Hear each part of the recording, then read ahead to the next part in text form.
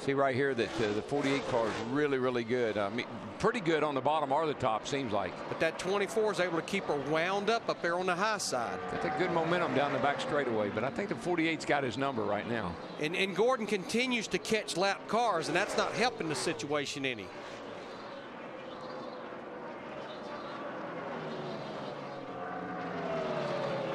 Brad Keselowski going a lap down to Jeff Gordon. And that will leave us 23 cars on the lead lap.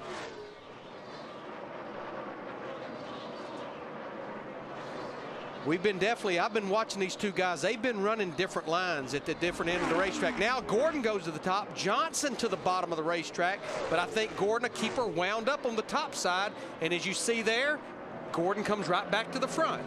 Jimmy Johnson has not yet led this race today. We've had only 4 leaders: Jeff Gordon, Matt Kenseth, Greg Biffle, and Scott Speed.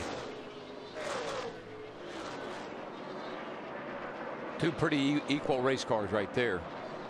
Now just up ahead of the leader are 2 fellows who are just racing their tails off, Allmendinger and Dave Blaney, who led last week in California. Blaney's here to run the whole race today, and they had battled quite a bit side by side. Now that gets resolved in favor of Allmendinger, and the leaders can work their way past. And you know, Darrell, we talked about this track cooling down. If the 48 car was experiencing a lot of problems earlier, we talked about that at the top of the show. Cooler weather, track cooling down, fixes a lot of handling problems. Crew chief can't fix it, but Mother Nature can. Well, the ambient temperature is warmer, but the cloud cover we've had for the last 45 minutes or so has cooled the track. Well, we talk a lot about that, and just think about it, folks. Walk out to the mailbox someday in your bare feet with the sun shining on the driveway, and then walk out when it's cloudy. Well, that's the way a racetrack affects these race cars. Next Sunday, same action, even faster on the high banks of Atlanta Motor Speedway. NASCAR on Fox from the sunny south. Now you see Johnson, now that Gordon has put a little distance on him, now Jimmy in the 48 car, he's moved up to the high side in 3 and 4. That's what I've been noticing about the 48 car. He kind of can go anywhere he wants to. He's just trying to figure out what line gives him the best overall lap time. How far to pit stops? Oh, about 8 to 10 laps. Well, we'll be back for him then. Jeff Gordon continues to lead in Las Vegas. NASCAR Sprint Cup Racing on Fox, presented by Pennzoil, is sponsored by Toyota. Moving forward. By the Home Depot. More saving, more doing. That's the power of the Home Depot. And by Lipitor. 158 laps in. Sprint brings you an inside look at what's happening now in the Sprint Cup Series. Kevin Harvick would remain your point leader right now by 26 over his teammate Jeff Burton. For more NASCAR stats, in-car audio, and live race radio. Sprint.com/speed. You know, Mike, as we get close to these green flag pit stops, it was one of the keys that Jeff Hammond had in the pre-race. This will be the first time you're pitting under green. You can't speed on pit road. Brad Keselowski is in. Scott Speed, who did not stop on the last caution, is in. And Juan Montoya, back in the race after crash damage, has also come to pit road.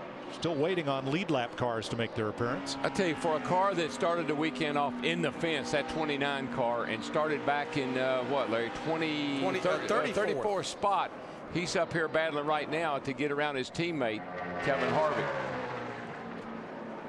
I think it. Got some takers. Got 24s on pit road. Jeff Gordon is in along with Denny Hamlin and Rudeman. There's David Rudeman's stop for Michael Waltrip Racing. And here comes the man who has led most all the laps today, Steve. And Mike, Steve Letarte just told Jeff Gordon nice and easy on pit road, and he told the pit crew, let's have a nice conservative green flag stop. Little chassis adjustment for Jeff Gordon. He said his car has gotten tight, Matt Yoakum. The 9 of Casey Kane, they've just about seen it all today with all the different adjustments they made. Back on lap 125, he finally climbed into the top 10. Air pressure change on this run. Let's look to see if they continue with their chassis adjustments. No wrench in the back window. Meanwhile, the 99 of Carl Edwards already in his box. He said he was way too loose to run the top side. Chassis adjustment on the left side already completed. Krista? Jimmy Johnson just peeling out from his pit stall. It was a 4-tire change. Remember, they took fuel only back on lap 109. Jimmy just a little bit free. Greg Biffle's been in. Dale Jr. coming in as Jeff Burton leaves. David Reagan is in as well, and Travis Kvapil. See Kevin Harvick in the 29 coming to pit road. He stayed out and got his 5 points for leading the lap. A little bit of a hitch in the 48 or in the 24 pit. The Jackman slip, but I don't think it hurt the stop too bad. 4 tires for Dale Earnhardt Jr. and Sunoco Race Fuel. Mark Martin and Kevin Harvick. Steve.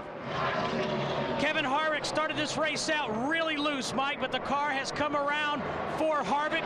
4 tires, fuel, and an air pressure adjustment. Kevin says the car, not bad right now, not bad. Matt? His teammate Steve Clint Boyer has spent much of the race running in the 11th to 15th position. He says the car just not in the racetrack. He was trying to move up about a lane after spotter Mike Dillon told him that's where the leaders were primarily running. Another track bar adjustment for the 33. Nick? And they're counting Kyle Busch into his pit stop. Busch, who used to work for a hobby shop that sold little RC racing cars, having a big day today. He has run in the top 10 virtually all day long. The car is pretty well balanced. It just isn't as fast as Busch would like to have it. Maybe this pit stop will get him the speed he wants. Jamie McMurray had a pit road penalty, too fast entering, so he has had to make a pass through, and saw a tire get a little bit away from Joey Logano's crew. There you see the pink car, Mike Bliss, back in the race after bringing out the second caution of the day at lap 47. Here's Tony Stewart in front of Steve. Mike Joy, Tony Stewart says his car is squirrely on the beginning of a run, but then it gets better. Most recently, his car loose on exit, tight in the center, 4 tires, and an air pressure adjustment for Tony Stewart. Ryan Vickers and Elliott Sadler coming in. Yeah, Stewart was the last of our really front-running cars to pit, so it has pretty much cycled all the way through now with Jeff Gordon back in the lead. So Jeff Gordon is back up front where he's been for 143 of the 165 laps today.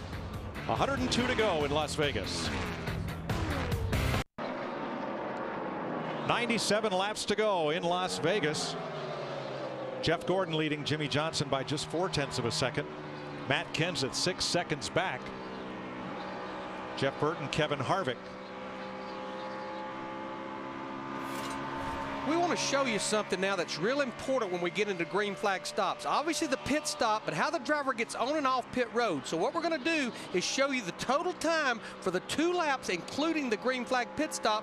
This is the fastest 5. There you can see Kyle Busch, who's running 6. He had the fastest 2 laps, including the stop. Our leader, Jeff Gordon, was 5th quickest, and Jimmy Johnson 4th quickest. David Ruderman picked up a lot of ground as he's running in the 12th position right now. So that's the in lap, the time of the stop, and the out lap. Right, 2 laps total from the start-finish line, including the pit stop. Real important how you get on and off pit road without speeding on green flag stops. If you listen to a Formula One race, for instance, they always talk about the in and out lap. Your in lap before you pit, and then how good that is, and making up time coming in and getting out. Well, good indication of both driver and crew effort. Couple of penalty stops. Sam Hornish too fast on pit road, and Max Pappas tire violation by the team making the change, so those are both going to be passed through penalties. Time for our DirecTV head-to-head knockout pit whip. Let's start with Krista.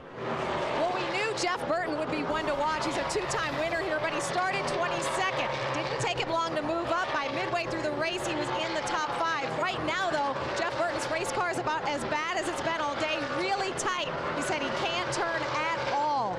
Matt? Clint Boyer was second here last year, but it's been a work in progress for this 33 machine. Started outside the top 10, and that's where he runs, trying to join his RCR teammates. His spotter, Mike Dillon, telling him the fast cars are running extremely high in 1 and 2, but near the bottom in 3 and 4. You need to try that. Trying to work that 33 up to the top, but he's still hugging the bottom. Steve? Matt, Kevin Harvick, a teammate to Jeff Burton and Clint Boyer, started deep in the field, 34th. He got extremely loose early in the race. Now in 3rd place, the adjustments they made went too far. Then it got really tight. They undid the adjustments. They had a great pit stop. Now Kevin Harvick running in the top 5, Dick Berggren. On lap 109, Greg Biffle had been running in the 4th position, got trapped in the pits, repitted for new left tires, and came out in the 25th position. He has worked his way all the way back to the 9th spot on lap 175. The day is not over for Biffle. We remind you that last year Kyle Busch started dead last in the race after an engine change penalty and won it. Thanks, folks. Get ready for the DirecTV head-to-head knockout. It's coming. You fill out your bracket, you could win a Mustang. You could win $1 million. For more information, go to directv.com/NASCAR. We're ready to play. You get ready too. Speaking of playing, that 24 car is not playing today. I don't remember the last time that Jeff Gordon has led 154 laps in a race and had a car as dominant as this. They are putting good cars a lap down. He and Jimmy Johnson, who's not too far behind him, they are really picking them up and putting them down today. Gordon's pace leaves us with just 15 cars on the lead lap right now, with 90 laps to go in the desert.